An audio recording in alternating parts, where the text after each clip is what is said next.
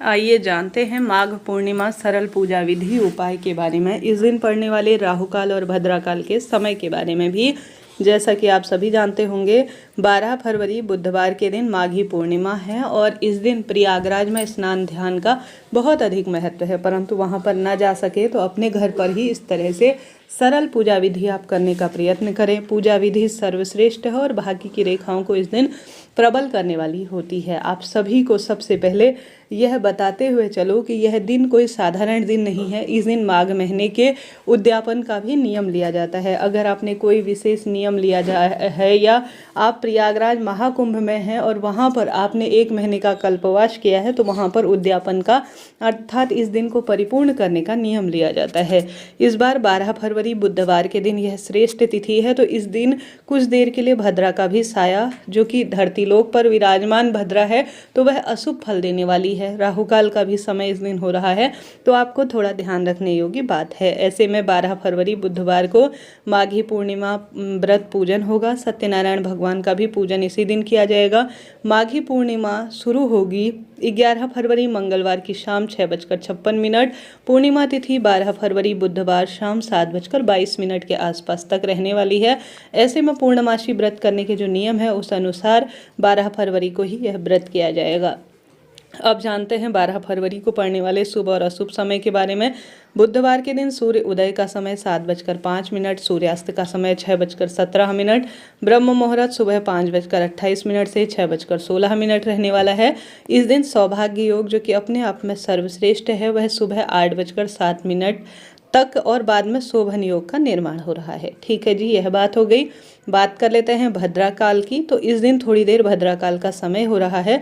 ऐसे में भद्राकाल में आप किसी नए कार्य की शुरुआत ना करें। ठीक है, यह भद्रा अशुभ फल देने वाली है, धरती लोक में विराजमान है, तो आप नए कार्य जैसे भूमि भवन वाहन इत्यादि खरीदने का है या कोई नए कार्य की शुरुआत कर रहे हैं तो स्वयं को रोकिएगा। यह अशुभ भद्रा है।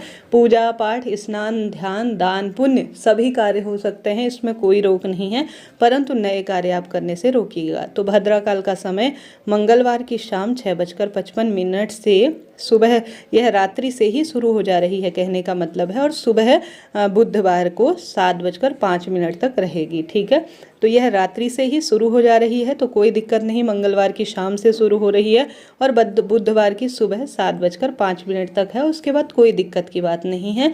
उसके पश्चात आप पूरा दिन सर्वश्रेष्ठ कार्य के लिए चुन सकते हैं। राहु काल का जो समय रहेगा वह दोपहर में 12 बजे से लेकर 1:30 के आसपास रहने वाला है। ठीक है जी, यह बात हो गई। अब बात कर लेते हैं पूजा विधि उपाय नियम इत्यादि के बारे में।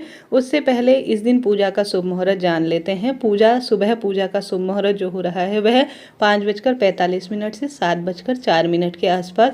शाम की पूजा का शुभ मुहूर्त 6:09 से 7:26। गोधूली बेला शाम 6:07 से 6:32।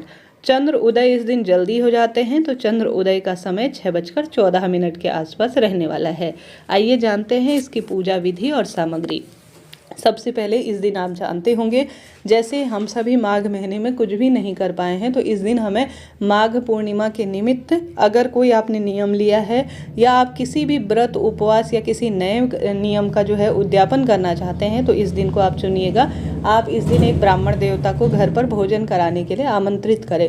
इस तरह से कोई भी व्रत का उद्यापन किया जा सकता है। हालांकि किसी भी व्रत को उद्यापन करने का कई विस्तृत नियम भी कहे गए हैं। यज्ञ हवन और ब्राह्मण भोज अति उत्सव के रूप में भी किया जाता है, गोदान किया जाता है, कल्पवासी इस दिन करते हैं। परंतु साधारण सरल तरीके से अगर आपने कोई नियम लिया है तो एक समय का भोजन अगर पंडित जी ब्राह्मण जी घर पर करने आते हैं तो अहोभाग्य है, उन्हें ब्राह्मण भोजन कराएं और उन कुछ दान दक्षिणा देकर और साथ ही वस्त्र का दान कर कर आप उनका आशीर्वाद लेकर इस तरह से व्रत का उद्यापन करें। सरल सी यह प्रक्रिया रहती है। अपनी क्षमता सामर्थ्य अनुसार दान कर कर आप व्रत उपवास को संपन्न करें।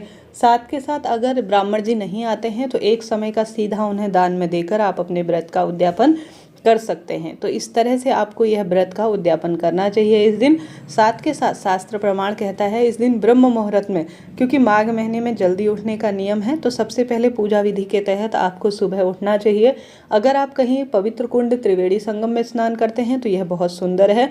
नहीं कर पाते हैं तो घर पर ही हल्दी मिला हुआ जल गंगा जल या त्रिवेणी संगम का जल अपने नहाने के पानी में डालें। ओम नमो भगवते वासुदेवाय या हर हर गंगे नमामि गंगे, या आप किसी भी सरल से महादेव या माता गंगा से समर्पित कोई भी मंत्र का स्मरण कर ब्रह्म मुहूर्त में जल्दी उठें।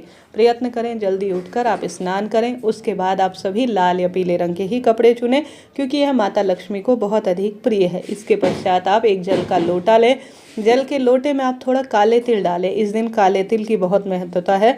पवित्र नदी कुंड में काले तिल को आप प्रवाहित करते हैं तो भी बहुत सुखद इसे माना जाता है। काले तिल लेकर आप सूर्य भगवान को जल के लोटे में अर्घ जरूर से दीजिएगा। उसके बाद अपने पितरों के निमित्त पवित्र कुंड में अर्घ देते हैं या घर पर ही आप जल के लोटे में इसे समर्पित करते हैं तो भी यह बहुत सुखद परिणाम देने वाला होता है। इस तरह से कार्य करें। उसके बाद घर के दरवाजे पर हल्दी मिश्रित जल का छिड़काव करें ब्रह्म मुहूर्त में, और घर के दरवाजे पर दीपक जरूर से लगाएं। ऐसी मान्यता है ब्रह्म मुहूर्त में जो भी पूर्णिमा तिथि पर यह कार्य करता है उसके घर में सुख समृद्धि का वास होता है, बरकत खुशियाँ उस परिवार में बनी रहती है। तो आप सभी को यह कार्य करना है। उसके बाद आपको भगवान के नाम मंत्र का स्मरण करते हुए अपने घर के मंदिर में महादेव की विधि विधान से पूजा करनी है। श्री नारायण की पूजा करनी है। श्री नारायण को शंख में दूध भरकर आप स्नान कराएं, बहुत सुखद माना जाता है। माता लक्ष्मी के विग्रह स्वरूप को भी इसी तरह से स्नान कराएं, या आप सभी महादेव के शिवलिंग पर कच्चा दूध समर्पित करें। चावल जरूर से शिवलिंग पर पूर्णिमा तिथि पर समर्पित करने चाहिए। यह सुख सौभाग्य से जुड़ा हुआ कार्य माना जाता है। इस दिन अपने घर की रसोई में आप खीर बनाएं।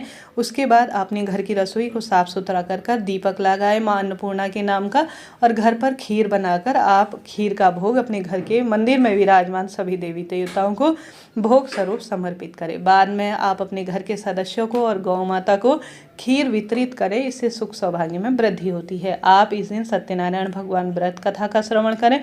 पूर्णमासी व्रत कथा का श्रवण करें। इस दिन भगवान जी को केले का भोग लगाना, चने की दाल का भोग लगाना, खीर शहद का भोग लगाना बहुत सुखद अनुभूति देता है। भगवान जी के निमित्त तुलसी पत्र उसमें जरूर रखिएगा, तभी आपका सत्यनारायण भगवान व्रत जो पूजन है वह सफल माना जाएगा। इस तरह से आप सभी को यह पूर्णिमा व्रत की पूजा संपन्न करनी है। इस दिन पीपल वृक्ष की पूजा और तुलसी माँ की भी पूजा जरूर से करें। यह भी सुखद और श्रेष्ठ अनुभूति देने वाला माना जाता है। इस तरह से आपको पूजा करनी है, दान पुण्य करना है, भगवान के नाम मंत्र का स्मरण करना है।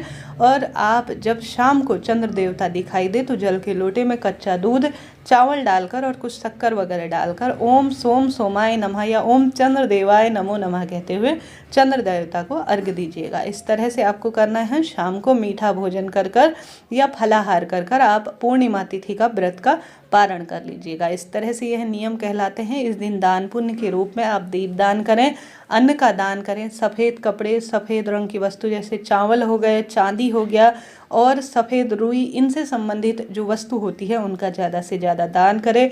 पीले चने की दाल का दान करना भी सुख सौभाग्य की निशानी के रूप में जाना जाता है। वीडियो उपयोगी रहती हैं तो कमेंट्स में हर हर महादेव लिखना ना भूलें।